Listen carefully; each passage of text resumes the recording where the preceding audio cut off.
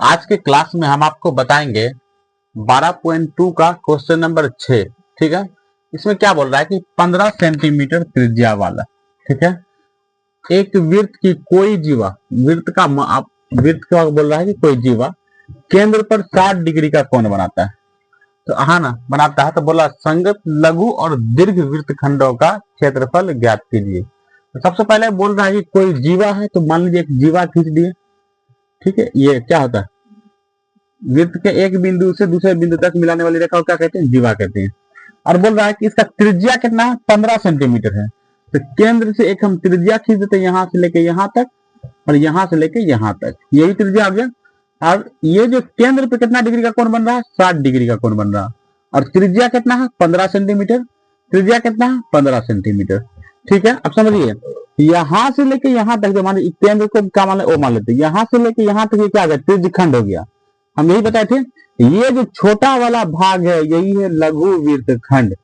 ठीक है ना, ये जो छोटा वाला भाग है ये क्या है, लघु वृत्तखंड। ठीक है, हमको इसी का क्षेत्रफल निकालना है और फिर उसका इस पूरे भाग का क्षेत्रफल निकालना है, दीर्घ वृत्तखंड का। ठीक है, तो इस क्वेश्चन को बनाने के लिए कुछ इंपोर्टेंट फॉर्मूला पहले आप उसको याद कर लीजिए, उसके बाद क्वेश्चन आपको आराम से बन जाएगा। क्योंकि देखिए इस फिगर में देखिए एक त्रिज्यखंड बन रहा है, त्रिज्यखंड बन रहा है, तो त्रिज्यखंड का फॉर्मूला आपको याद करना होगा। और एक क्या है, 60 डिग्री का है ना, 60 डिग्री पे कौन क्या कौन त्रिभुज बन रहा है।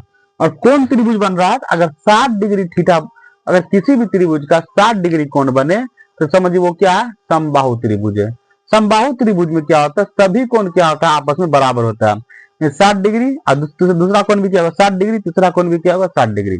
तो इसके लिए समबाहु त्रिभुज के लिए फॉर्मूला याद कर लीजिए, और क्या है, और त्रिज्यखंड का फॉर्मूला याद कर लीजिए। तो याद कीजिए, त्रिज्यखंड का जो क्षेत्रफल होता है theta by 360 degree pi R square. त्रिज्यखंड का क्षेत्रफल क्या होता है, theta by 360 degree pi R square. त्रिज्यखंड का क्षेत्रफल क्या होता है, theta by 360 degree pi R square. Theta by 360 degree pi R square. Theta by 360 degree pi R square. Theta by 360 degree pi R square. Clear. समबाहु त्रिभुज का क्षेत्रफल क्या होता है, √3/4 गुना भुजा स्क्वायर। समबाहु त्रिभुज का क्षेत्रफल क्या होता है, √3/4 गुना भुजा स्क्वायर। समबाहु त्रिभुज का क्षेत्रफल क्या होता है, √3/4 गुना भुजा स्क्वायर। समबाहु त्रिभुज का क्षेत्रफल क्या होता है, √3/4 गुना भुजा स्क्वायर। ठीक है, तो सबसे पहले हम क्या कर लेते हैं कि यहां से लेकर यहां तक जो त्रिज्यखंड, उसका क्षेत्रफल निकाल लेते हैं। और त्रिज्यखंड में से फिर क्या करते हैं, समबाहु त्रिभुज का क्षेत्रफल निकाल लेंगे। और टोटल त्रिज्यखंड में से हम समबाहु त्रिभुज का क्षेत्रफल घटाएंगे तो हमको वृत्तखंड का क्षेत्रफल आ जाएगा। ठीक है ना, तो हम पहले क्या कर लेते हैं, वृत्तखंड का क्षेत्रफल निकालने के लिए क्या करते हैं, है ना, त्रिज्यखंड का क्षेत्रफल निकाल लेते हैं। दिया हुआ क्या क्या पहले देख ले, दिया हुआ त्रिज्या, तो आर बराबर मान लीजिए 15 सेंटीमीटर, और थीटा बराबर क्या दिया हुआ हमको, 60 डिग्री दिया है ना, 60 डिग्री। तो हम लिखते हैं ना, हल करते हैं। तो त्रिज्यखंड का क्षेत्रफल अगर हम निकालते हैं तो क्या आएगा, त्रिज्यखंड का क्षेत्रफल, त्रिज्यखंड का अगर क्षेत्रफल निकालते हैं तो थीटा बाय 360 डिग्री और फिर क्या होगा, pi R square, pi R square. और थीटा का वैल्यू क्या दिया हुआ है, 60 है, तो यहां पर हम क्या दे दिए 60, और है ना बट्टा क्या है 360, और पाई का वैल्यू क्या है ना, पाई का वैल्यू देखिए यहां बोल रहा है 3.14 देने के लिए। तो आप मेरे तरफ 22/7 अभी हम लिख रहे थे, तो वो नहीं लिखिएगा, क्योंकि अगर क्वेश्चन में 3.14 पाई का वैल्यू बोले देने के लिए तो वही देना है। अगर नहीं बोले पाई का वैल्यू, कुछ भी नहीं दिया रहे तो आपको 22/7 देना है। यहाँ पे पाई का वैल्यू पहले एग्जामिनर बुक में लिखा हुआ है कि आपको 3.14 देना है। तो हम यहाँ पे पाई का वैल्यू क्या देंगे, 3.14। ठीक है ना, और आर का वैल्यू क्या है, देखिए आर बराबर 15, तो 2 बार आर है तो आर गुना आर, यानी आर स्क्वायर है तो आर गुना आर। क्लियर। इसको काटिए, 6×6 = 36। ठीक है ना, और देखिए इसका पॉइंट अगर लगाते हैं तो क्या आता है, 0 0। क्लियर। देखिए 5 से काटते हैं, 20 बार में गया, 5 से 3 बार में 15, फिर 5 से काटते हैं, 5 से 4 बार में, फिर 5 3 15, और कट रहा है। देखिए इसको 6 से कट रहा है, 6 5 नहीं कट रहा है, 2 से काटते हैं, ये 3 से काटते हैं, 3 दूना 6 खत्म, है ना। ये 2 है, ये 2 से काटते हैं, 2 एका 2 और 2 से काटेंगे तो 157 आ जाएगा यहाँ पे। ठीक है, ये खत्म हो गया, अब तो नहीं कट रहा। अब 157 को अगर हम 3 से मल्टीप्लाई करते हैं, गुना करते हैं, तो 157 गुना 3 और बट्टे क्या आ जाएगा 4, और तो कुछ नहीं बचा। और अगर इसको हम गुना कर देते हैं तो है ना, 7 तिया 21 हासिल 2 और 15 तिया 45 2 47 बट्टा 4, यही ना आएगा। 157 गुना 3 बटा 4, इसको गुना, अगर इसको भाग दे देते हैं, भाग दे कि छोड़ दे, भाग ही दे देते हैं। अच्छा, इसको नोट कीजिए पहले।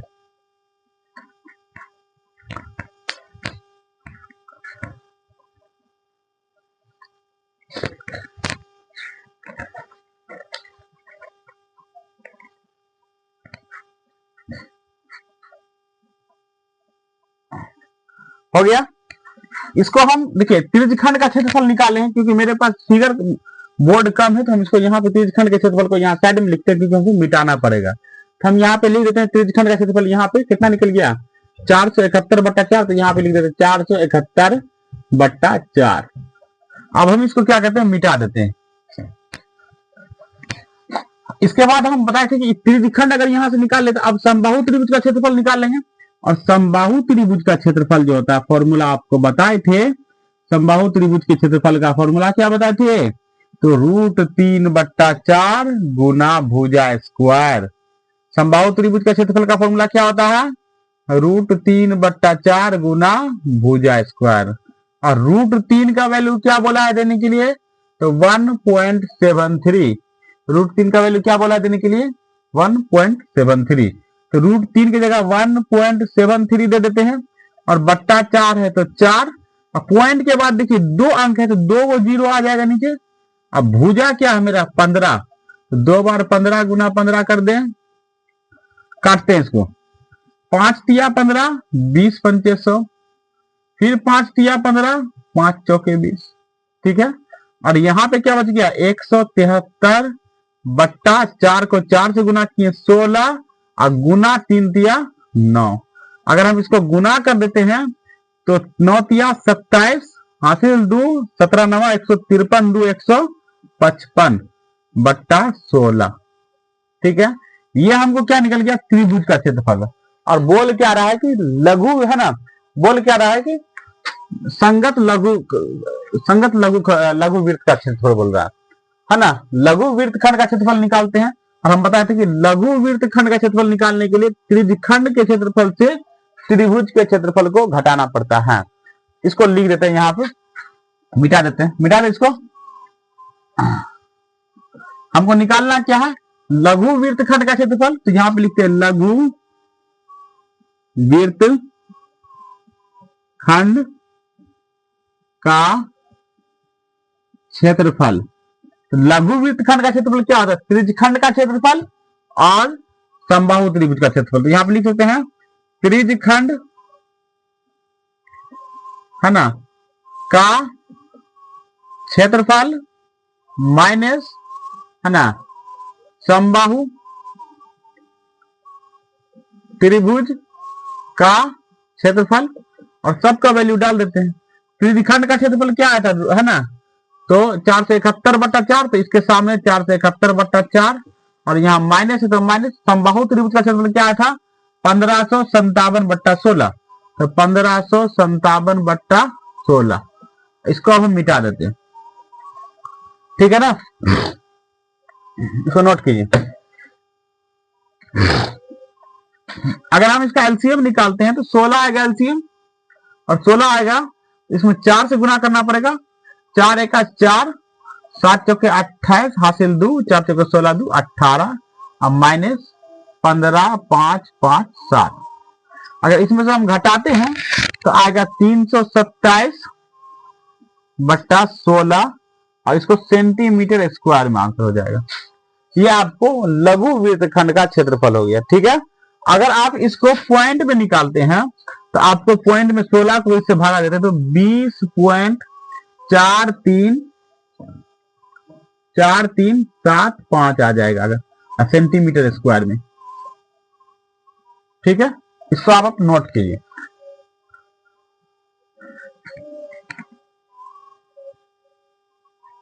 मिटा दे।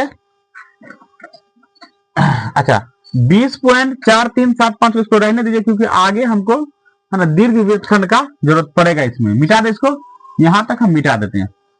अब हमको दीर्घ वृत्तखंड का क्षेत्रफल निकालने के लिए क्या करना पड़ेगा? दीर्घ वृत्तखंड का क्षेत्रफल, वृत्त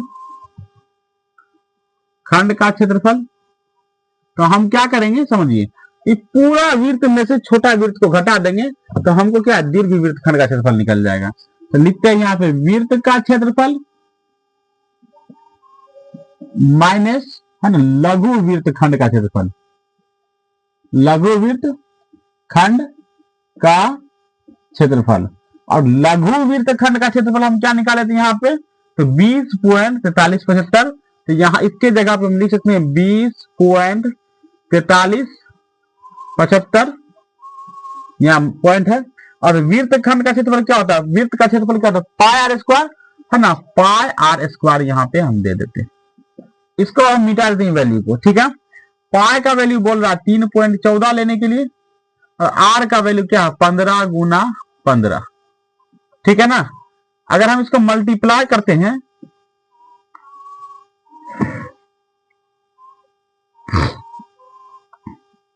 करके जोड़ घटाव करते हैं तो क्या आ जाता है? यहाँ पे इसको पहले इसको लिख देते हैं 20.4375, ठीक है। अगर हम इसको मल्टीप्लाई करते हैं तो 661.5 आ जाएगा। इस सबको गुना कीजिएगा तो 661.5 माइनस 20 पॉइंट